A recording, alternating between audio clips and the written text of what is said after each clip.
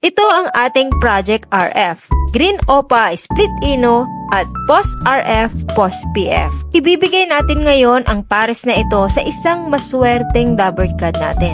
Sa kasalukuyan ay meron silang 4 na itlog at hopefully ay makapagpalabas na sila ng ating inaasam na red factor. Sino kaya itong napakaswerteng double card natin na magpapatuloy na ng ating project na parisan? Tara at alamin natin sa video na ito.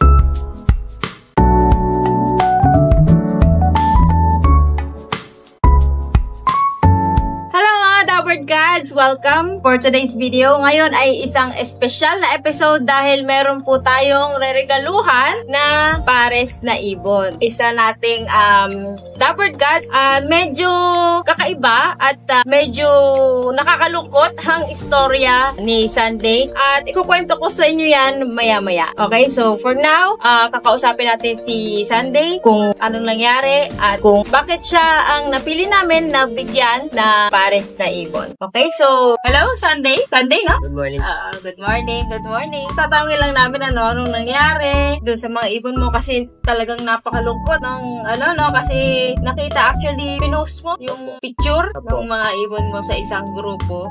Nakita actually ni Mr. Monteibonan. At bilang mag-iibon, naramdaman namin yung sakit. Isang ibon nga lang na mamatay o mawala. Talagang sobrang sakit na. What more kung sobrang dami. Ilang ibon ulit yun? 9 po. 9 na ibon. Kasi kahapon niya ang story dyan. Browse ako ng mga page. Nakita ko yung post niya. Yung nakita ko yung post niya, syempre, medyo naintig yung puso natin. Ang nangyari, nag-comment ako doon. Sabi ko, saan ka sa Pangasinan? Sumagot naman siya. Sabi ko, PM. Nag-PM ako sa kanya. Sabi ko, pwede ka bang tawagan? Mukhang ayaw pa, parang nagdadalawang isip.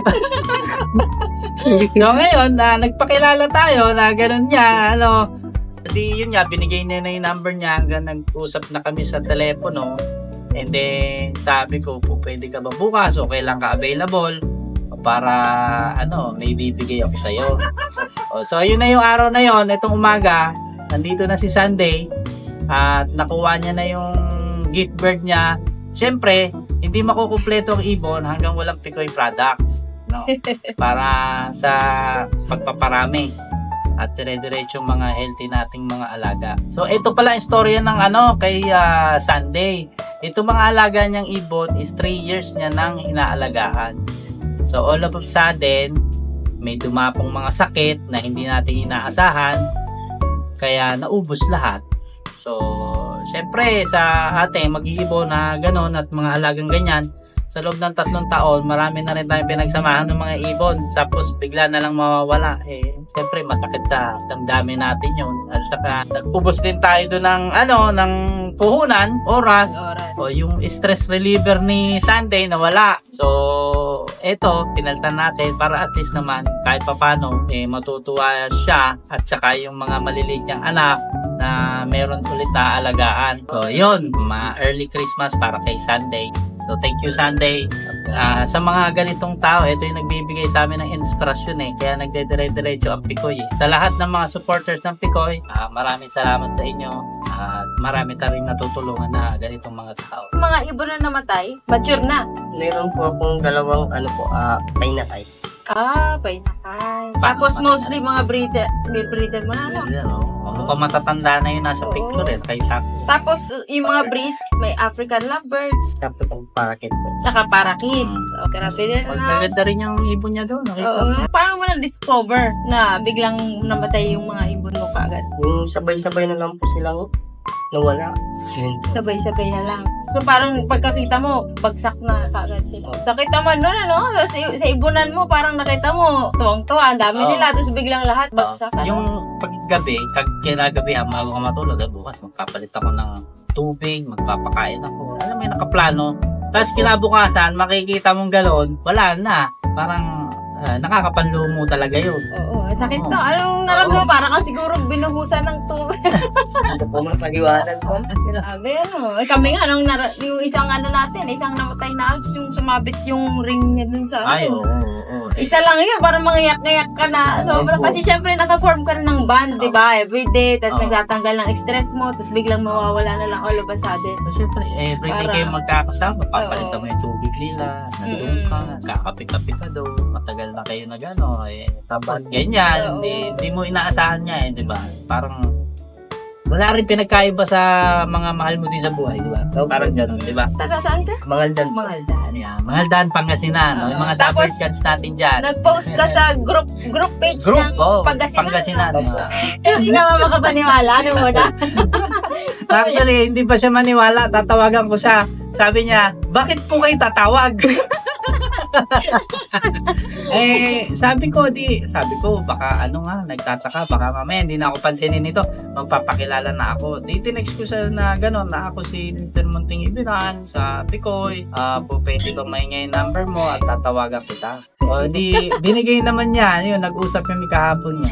Ito na yung araw na yun. Congratulations kay Dapper Cat, Sunday. Anong nararamdaman mo ngayon? May bago kang ibon, linyada ng Picoy. Maraming salamat po. Okay, time ko lang po magkaroon ng ganitong linya. Actually, Dapper Cat, itong binigay natin kay Sunday, ito yung project namin ni Mr. Munting Ibiran siya na pagtutuloyin ko. Na Project RF, ano? Actually, ito may mga itlog na.